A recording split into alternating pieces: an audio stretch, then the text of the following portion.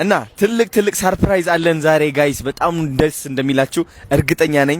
እንግዲህ አቶ ዮሐንስ ቃል የገባልን ነገር አለ። በታዋቂው የቲክቶክ ተጽዕኖ ፈጣሪ አዶናይ አስተባባሪነትና በቦራ አሚዩዝመንት ፓርክ እንግዲህ በጎ ፈቃድ ህፃኑ የተለያዩ ድጋፎችን ማግኘቱ ተሰምቷል። በየወሩ 100,000 ብር በቋሚነት እንዲከፈለው እንግዲህ ተወስኗል ተብሏል። 600 ኪሎ ሜትር በመኪና ስር ተደብቆ የመጣው የተሻለ ኑሮ ፍለጋ ሳይሆን የመኪና ባለቤቶች፣ መኪና ሹፌሮች፣ ረዳቶች መኪናችሁን ቼክ አታደርጉም ወይ? ሲነሳ ብረት ውስጥ ተቀምጦ እንደምታዩት ፎቶ እንዴት ቼክ አላረጋችሁም? እንደው ቢያንስ ለመኪናችሁ ደህንነት ለምታሳፍሩት ደህንነት እንኳን ሲባል መኪና ቼክ ይደረጋልና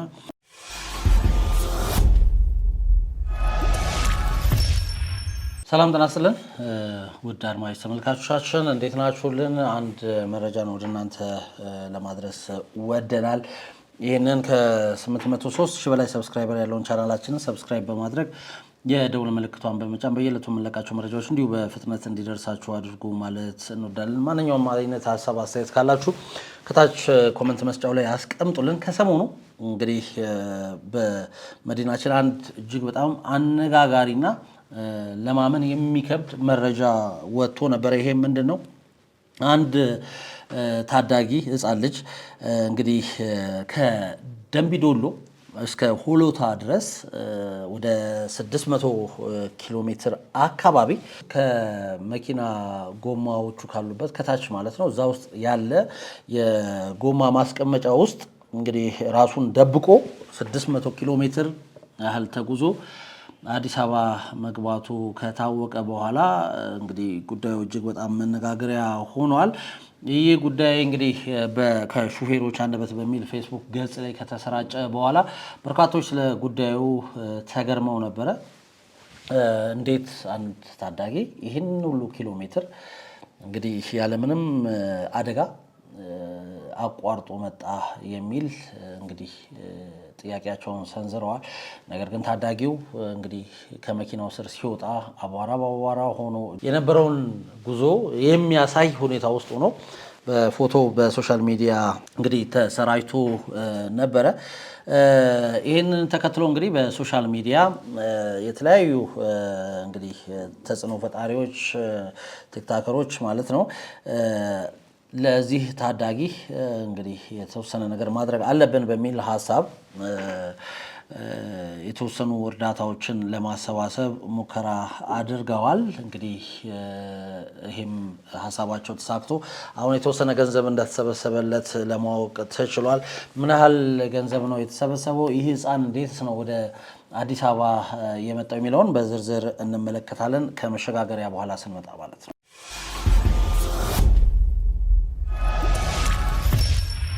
እንግዲህ እንዳልኳችሁ ነው ይህ ታዳጊ ከደምቢዶሎ እስከ ሆሎታ ድረስ 600 ኪሎ ሜትር በሞት ጥላ ውስጥ ሆኖ ተጉዟል። ታዳጊው ገመቹ ይባላል። እንግዲህ የገመቹ ታሪክ ብዙዎችን ልብ ነክቷል። ፈጣሪ ጠብቆታል፣ ያሰበውን ያሳካል የሚልም ሀሳባቸውን ሰንዝረዋል። እንግዲህ ታዳጊው ገመቹ ይሄን ለምን እንዳደረገ ሲጠየቅ እናቴን ለመርዳት ነው እንግዲህ በዚህ ሁኔታ ውስጥ ወደ አዲስ አበባ የመጣሁት የሚል ሀሳቡን ተናግሯል። በአፋን ኦሮሞ እንግዲህ ብዙም አማርኛ መናገር አይችልም እና እናቴን ለመርዳት ነው ወደ አዲስ አበባ የመጣሁት ብሏል። እንግዲህ ብዙዎች ከልቡ ስለተመኘ የህፃንነት ፍላጎቱን ፈጣሪ ስላየለት ያለምንም አደጋ እንግዲህ ገመቹ መንገዱ በፈጣሪው ተቃንቶለታል የሚል ሀሳባቸውን ሰጥተውታል። ታህሳስ 24 ቀን 2018 ዓ.ም ለህፃን ገመቹና ቤተሰቡ እንግዲህ እንድቅድም እንዳልኳችሁ ልዩ ቀን ሆኖ ውሏል ተብሏል። በታዋቂው የቲክቶክ ተጽዕኖ ፈጣሪ አዶናይ አስተባባሪነትና በቦራ አሚዩዝመንት ፓርክ እንግዲህ በጎ ፈቃድ ህፃኑ የተለያዩ ድጋፎችን ማግኘቱ ተሰምቷል። ያገሬ ልጆች ትልቅ የምስራች ይዤላችሁ መጥቻለሁ። እንደምታዩት ገሜ ከኔ ጋር ያለው ዛሬ ማለት ነው። የምንገኘው ደግሞ ቦራ ነው። አቶ ዮሐንስ ደግሞ ከኛ ጋር አለ፣ የቦራ ባለቤት ማለት ነው። እና ትልቅ ሰርፕራይዝ አለን ዛሬ ጋይስ። በጣም ደስ እንደሚላችሁ እርግጠኛ ነኝ። እንግዲህ አቶ ዮሐንስ ቃል የገባልን ነገር አለ። እስኪ ራሱ ይነግረናል። እንግዲህ ዛሬ በጣም ብዙ ዝግጅቶች አድርገናል። የመጨረሻውና የመዝጋችን የ10 ዓመት አድቬንቸር ህፃን ልጅ በጎማ ውስጥ ራሱን ደብቆ 600 ኪሎ ሜትር ተጉዞ ዳምቢዶሎ ድረስ እናቱን ለመርዳት ምን ህልም እንደተነገረው አይታወቅም፣ አዶናይን አግኝቶታል። አዶናይ ይህንን ዜና በነገረን ጊዜ ይህንን ልጅ ወደዚህ በዛሬው ፕሮግራም ላይ እንዲቀላቀል አድርገን ኦን ፍሮንት 100,000 ብር ቦራ አሚዝመንት ፓርክ ይሰጠዋል። እንደዚሁም ደግሞ ለናቱ ራሱን ማስተማሪያ ማኖሪያ የሚኖረው ለአንድ አመት 100,000 ብር ቦራ ቃል ገብቶለታል። ያድጋል። ህፃናት ላይ መስራት አገር ላይ መስራት ነው። ህፃናት ላይ መስራት ከአህጉርም በላይ አህጉርን ማስተዳደር ነውና ይህንን አስተዋጽኦ አድርገናል። አመሰግናለሁ። ቴንክ ዩ ሶ ማች ማለት እፈልጋለሁ። በጣም ትልቅ የሆነ ውለታ ነው። ቦራ እንግዲህ ለህፃናቶች ይቆማል። አመሰግናለሁ ላረጋችሁት ነገር፣ ከጎኔ ስለቆማችሁም አመሰግናለሁ። እንግዲህ ለእናቱ ብሎ ነው ይህ ሁሉ ኪሎ ሜትር ተጉዞ ወደዚህ የመጣው እናቱን ለማገዝና እናቱም ነጻነት እንዲሰማት እሱንም እንድታስተምር በነጻነት ተምሮ እንዲያድግላት ማለት ነው። ቦራ ያበረከቱት ብርም ለሷም አስተላልፈን ምን ሰጥ ይሆናል እና ትልቅ ውለታን ያዋል ነው። እግዚአብሔር የተመሰገነ ይሁን። እንደዚህ ደረጃ ስላደረሰን ለሚያስፈልጋቸው ልጆች ለመርዳትም ስላበቃን አመሰግናለሁ። ቴንክ ዩ ሶ ማች። አንተ ደግሞ ገሜ ወዳለ እንኳን ደስ አለ። ለቀጣዮቹ እንግዲህ 12 ወራት በየወሩ 100,000 ብር በቋሚነት እንዲከፈለው እንግዲህ ተወስኗል ተብሏል። ይህ ድጋፍ ህፃኑ በህይወት ተወራርዶ ሊረዳት ለፈለጋት እናቱና ለራሱ መተኪያ የሌለው እንግዲህ እገዛ ይሆናልም ተብሏል። በቦራ አሚውዝመንት ፓርክ በተካሄደው ስነ ስርዓት ላይ የፓርኩ አመራሮችና አዶናይ ተገኝተው ስምምነቱን እንግዲህ በይፋ ማጽደቃቸው ታውቋል። ገመቹ 600 ኪሎ ሜትር በመኪና ስር ተደብቆ የመጣው የተሻለ ኑሮ ፍለጋ ሳይሆን በልጅነት ትከሻው ላይ የወደቀውን የቤተሰብ እንግዲህ ሸክም ለማቅለል እናቱን ለመርዳት የእናቱን እንባ የእናቱን ድካም ለማበስ እንግዲህ የእናቱን ድካም ለማገዝ በሚችለው አቅም ለማገዝ የሚል ሐሳብን ይዞ ነው እንግዲህ የመጣው። የልጅነት ሐሳብ ብዙ ጊዜ እንደዚህ አይነት ውሳኔዎችን ያስወስናል። ምክንያቱም ወደ ከተማ ከመጣ የሰው ልጅ የተሻለ ህይወት የሚኖር ይመስለዋል። ያንንም እንግዲህ በልጅነቱ ገምቶ ነው እንግዲህ ራሱን አደጋ ላይ ጥሎ ከደምቢዶሎ እስከ ሆሎታ ድረስ 600 ኪሎ ሜትር አካባቢ በጣም እውነት ለመናገር እንዲህ ሲወራ ቀላል ነው እንጂ 600 ኪሎ ሜትር የሚያክል መንገድን አይደለም መኪና ውስጥ ብረትና ብረት መካከል ተቀምጦ አይደለም ወንበር ላይ ተቀምጦ ራሱ ያለማቋረጥ 600 ኪሎ ሜትር መጓዝ ምን ያህል አድካሚ እንደሆነ እንግዲህ ለተለያዩ ስራዎች ወደ ክፍለ ሀገር በወጣንባቸው ጊዜያት እኛ ራሱ የምንመለከተው ነው። የተወሰነች ኪሎ ሜትር ከሄድን በኋላ ትንሽ እዚህ ጋር እንረፍ፣ ውሃን ጠጣ፣ ሻይን ጠጣ፣ ምሳ እንብላ እያለን እንግዲህ በተለያዩ ሰዓታት እንግዲህ ረፍት እያደረግን ነው ጉዞን የምናደርገው። ይሄ ህፃን ግን 600 ኪሎ ሜትር ያህል እንግዲህ ያለምንም ፍርሃት አዲስ አበባ ለመምጣት እንግዲህ ጉዞውን አድርጓል። ቅድም እንዳልኳችሁ ነው። እውነት ለመናገር እዚህ ጋር አንድ ነገር መናገር እፈልጋለሁ። መኪና እንግዲህ የመኪና ባለቤቶች፣ መኪና ሹፌሮች፣ ረዳቶች መኪናችሁን ቼክ አታደርጉም ወይ? ሲነሳ ጎማ መስራት አለመስራቱን ከውስጥ እንግዲህ እንስሳት ተኝተው ከሆነ ካልሆነም የጎደለ ዕቃ ካለ ይታያል። እኔ እንግዲህ እስከማውቀው መኪና ረጅም ጉዞ የሚያደርጉ የባስ ሹፌሮች ይህንን ነገር ያደርጋሉ። ተሳቢ የሚነዱ እንደዚህ አይነት ነገሮች ቼክ ይደረጋል። እንዴት አንድን ህፃን የሚያክል ልጅ እንግዲህ መኪና ውስጥ ብረት ውስጥ ተቀምጦ እንደምታዩት ፎቶ እንዴት ቼክ አላረጋችሁም? እንደው ቢያንስ ለመኪናችሁ ደህንነት ለምታሳፍሩት ደህንነት እንኳን ሲባል መኪና ቼክ ይደረጋልና ባካችሁ ሹፌሮች ይሄን ነገር ልታስቡበት ይገባል። ምንም እንኳን እንግዲህ ታዳጊው ገመቹ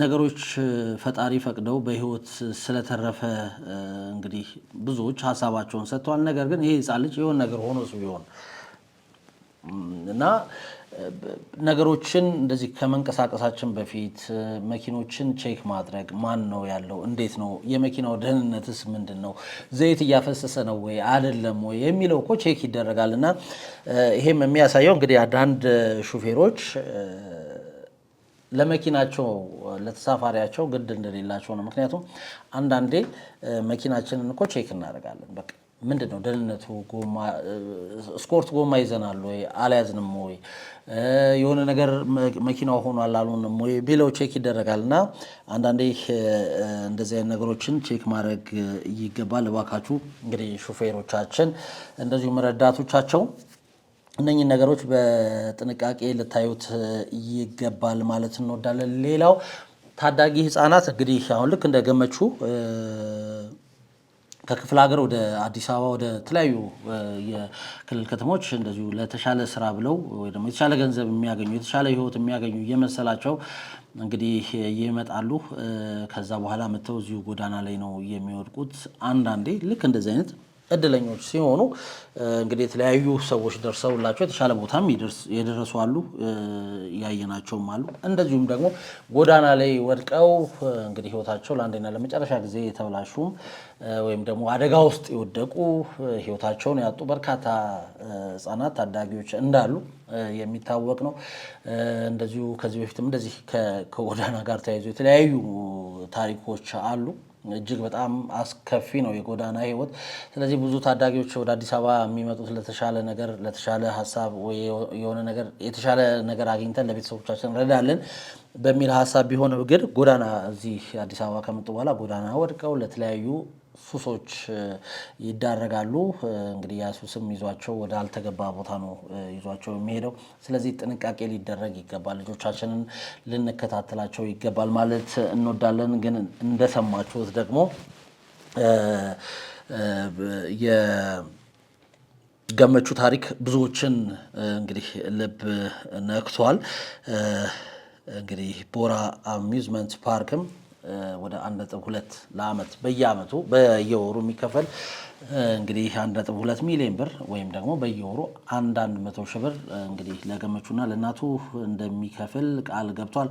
ገመቹ እንግዲህ ከቤተሰቡ ጋር ተገናኝተዋል። በርካታ ቲክታከሮች ጉዳዩን ሰርተውታል። የዚህ ልጅ ጉዳይ ተከታትለውም እንግዲህ እርዳታዎችን እንዲያገኝ ተደርጓል። ይሄ እንግዲህ ከ101 የሚከሰት ነው።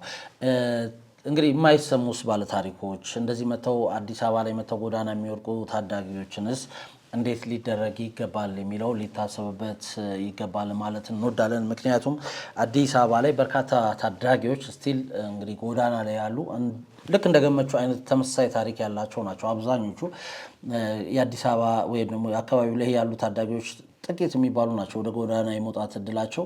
ሌሎቹ ግን አብዛኞቹ ከክፍለ ሀገር የሚመጡ ታዳጊዎች ናቸውና እባካችሁ እዚህ ጉዳይ ላይ ጥንቃቄ ሊደረግ ይገባል ማለት እንወዳለን። ምክንያቱም ታዳጊዎች ሀገር ተረካቢዎች ናቸው። ነገ ምን ይዘው እንደሚመጡ አይታወቅም። ስለዚህ እባካችሁ ቤተሰቦችም ሆኑ የአካባቢ ነዋሪዎች እንደዚህ አይነት ነገሮች እንዳይፈጠሩ ጥንቃቄ ሊደረግ ይገባል። ለማንኛውም ግን ከደንቢ ዶሎ እስከ ሆለታ ድረስ 600 ኪሎ ሜትር መኪና ብረት ውስጥ እንግዲህ ቁጭ ብሎ ብረትና ብረት እንደዚህ ይዞ የመጣው ታዳጊ ገመቹ የብዙዎች መነጋገሪያ ሆኖ ሰንብቶ ነበረ። እንግዲህ ትላንትና ደግሞ እንዲሁ ደስ የሚል ዜና ተሰምቷል። ይኸውም ዜና ምንድን ነው ያልኳችሁ ነው። ለአንድ ዓመት የሚያቆየው እንግዲህ የገንዘብ ስጦታ ተበርክቶለታል። ይሄ የገንዘብ ስጦታ በእርግጠኝነት እንግዲህ ገመቹንና እናቱን ወደ ተሻለ ሕይወት ሊያመጣቸው የሚችል እንደሚሆን ባለሙሉ ተስፋንን ወደ አካባቢያቸው ተመልሰው የተለያዩ ስራዎችን መስራት ይችላሉ። በግብርና ላይ ከሆነም የተሰማሩት እንግዲህ የተለያዩ ስራዎችን ሰርተው ራሳቸውን የሚለውጡበት ትልቅ አቅም እንደሚሆናቸው ባለሙሉ ተስፋንን። ስለዚህ እንግዲህ ይሄ ደስ የሚል መረጃ ወደ እናንተ ልናደርስ ወደናል። ለሌሎች ታዳጊዎች ግን ጥንቃቄ ልናደርግ ይገባል። እንደዚህ አይነት ነገሮች እንግዲህ ለሌሎች ህፃናት የሚያስተላልፉት መልእክትስ ምንድን ነው የሚለው ሊታሰብበት ይገባል። ሁሉም ሰው እንደዚህ በቀላሉ የተወሰነ ገንዘብ በቀላሉ ገንዘብ አግኝቶ ህይወቱን ይለውጣል ማለት አይደለምና ለሁሉም ደግሞ እንደዚህ ማድረግ የሚቻልም ስላልሆነ ጥንቃቄ ልናደርግበት ይገባል ማለት እንወዳለን። የዛሬው መረጃችን ይሄንን ይመስል ነበር። እየተከታተላችሁን አብራችሁን ስለነበራችሁ እጅግ ከልብ አድርገን እናመሰግናለን።